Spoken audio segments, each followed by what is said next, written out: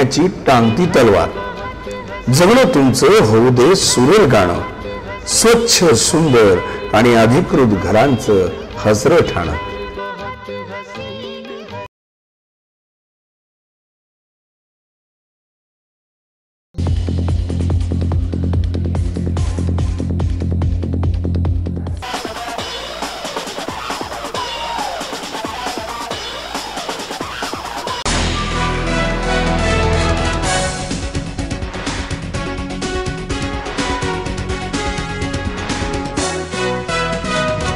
S9च्या बातमीपत्रात आपलं स्वागत.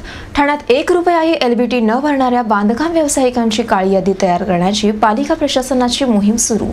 एप्रिल महिन्यात LBT लागू झाल्यानंतर ठाणे महानगरपालिकेची आर्थिक घडी बिघडली. एकीकडे व्यापाऱ्यांचा असहकार तर दुसरीकडे रखडलेली विकास कामे, या सर्व संकटांचा सामना पालिका प्रशासनाने करीत आयुक्त आसिम गुप्ता यांनी कडक मोहीम हाती घेतली आहे. रीतसर नोटिसा पाठवल्यानंतरही 15 दिवसांपासून LBT बुडवणाऱ्या व्यापाऱ्यांवर धाडसत्र सुरू केले. परिणामी पालिकेच्या तिजोरीत 225 कोटी रुपये जमा झाले आहेत. या यशानंतर पालिकेने बांधकाम व्यावसायिकांकडे कारवाईची सुई वळवली आहे. LBTच्या संकेतस्थळावर LBT न भरणाऱ्या बिल्डरांकडून प्रति महिना 2% व्याज वसुली करण्याचा इशारा दिला होता. मात्र त्याला सकारात्मक प्रतिसाद मिळत नसल्याचे निदर्शनास आल्याने LBT बुडवणाऱ्या बिल्डरांची काळी यादी तयार करण्याचे काम आता सुरू झाले आहे. त्यामुळे भविष्यात नवीन बांधकामांच्या परवानगीसाठी विकासकांना परवानगी मिळणे मुश्किल आहे. ज्या डेव्हलपर्सचे पैसे आले नाही, ॲक्च्युली मी त्यांना 20 ऑक्टोबरपर्यंतची मुदत दिली होती. त्यांना फॉर्म्युला करून दिला होता आणि सांगितलं होतं की जो 20 ऑक्टोबरपर्यंत भरतील त्यांच्यावर काही आम्ही दंडात्मक जो इंटरेस्ट आहे ते लावणार नाही. पण ज्या लोकांनी 20 ऑक्टोबरपर्यंत सिन्स एप्रिल तो it will be almost 14% punitive interest on that. Sir काही लोकांनी फॉर्म करायचे. स्टील मला पण आता मी या ठाम मताचे आहे की आपण एक सारखा रेट राहिला तर आमच्यासाठी पण चांगला आहे, लोकांसाठी पण चांगलं आहे. मंडळांना कन्फ्युजन नाही, आणखी आम्हाला पण वसूल करताना काही अडचण येत नाही. पण जो काही ठामशी लोकांनी मला सांगितलं होतं की 2% जर सगळ्यांनी भरले तर आपलं टार्गेट पूर्ण होतील आणि त्याला आपण त्या कन्सेप्टला आपण 2 महिन्याची संधी पण दिली, तरी पण आतापर्यंत टार्गेट पूर्ण होतं दिसत नाही. त्याचं कारण आता असं पण होऊ शकते की 2% होऊ शकते, पण फारसे लोक पुढे येऊन हे करत नाही आहे. तर आम्ही आता रेट करत आहे. याच्यानंतर एकदा सर्व लोकांनी पे करायला सुरू केला आणि त्याच्यानंतर आम्हाला जर दिसलं की जे 2% करून पण आमचं टार्गेट पूर्ण होऊ शकते, तर मी आज पण या मताचे आहे की आपण युनिफॉर्म आणि रिड्यूस करून 2% करून घेतलं पाहिजे. आणि आता पण मी सगळे माझे ट्रेडर्सना आणि सगळे LBT पेयर्स बांधवांना विनंती करतो की तुम्ही मनापासून भरला तर हे शक्य आहे की 2%वर आपल्याला आणता येईल. आणखी ते आणणे तुमच्यासाठी पण चांगलं आहे, आम्हासाठी पण चांगलं आहे. फक्त एकच आहे की तुमच्यापैकी काही लोक जर भरत नसतील आणि याच्यामुळे टार्गेट होत नसेल तर बाकी लोकांना पण त्याचं बुधंड सोसावं लागेल आणि ते रेट्स हायरच राहतील.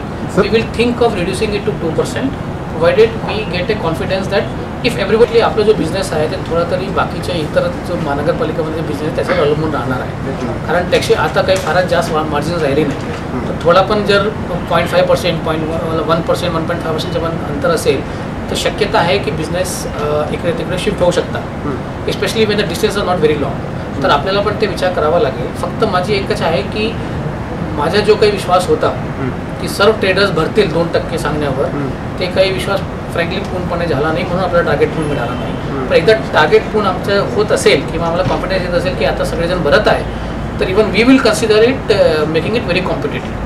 S9 news Thane. शेवटी पुन्हा एक नजर आजच्या ठळक घडामोडींवर. अखेरीस पालिका प्रशासनाला आली जाग. शिवाजी तलावात स्वच्छता मोहीम सुरू, तर LBT चुकवणाऱ्या बिल्डरांची काळी यादी तयार करण्यास ठाणे महानगरपालिकेची सुरुवात. S9च्या बातमीपत्रात इथेच थांबू. तोपर्यंत नमस्कार.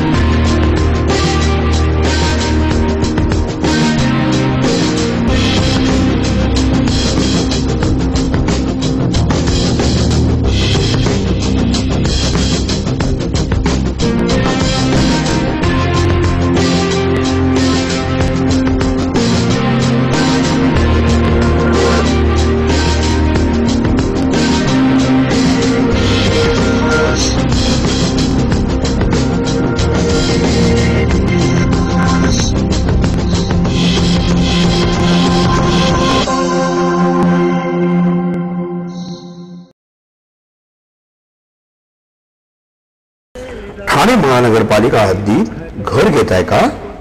मग ते अनधिकृत तर नाही ना, याची खातर जमा करा.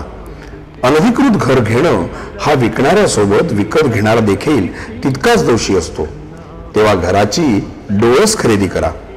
आपली कुठे फसवणूक तर होत नाही ना, यासाठी ठाणे महानगरपालिका मुख्यालयातील 4थ्या मजल्यावरील बांधकाम विभागात घराचा सर्वे नंबर, टिक्का नंबर याची खातर जमा करा. घराचं स्वप्न अवश्य करूया साकार, पण अनधिकृत घराचा नका करू कधीही विचार. अधिकृत घर म्हणजे उद्याची देखील निश्चिंती. अनधिकृत घराचे दार म्हणजे डोक्यावर कधीही तोडण्याची टांगती तलवार. जगणं तुमचं होऊ दे सुरेल गाणं, स्वच्छ सुंदर आणि अधिकृत घरांचं हसरं ठाणं.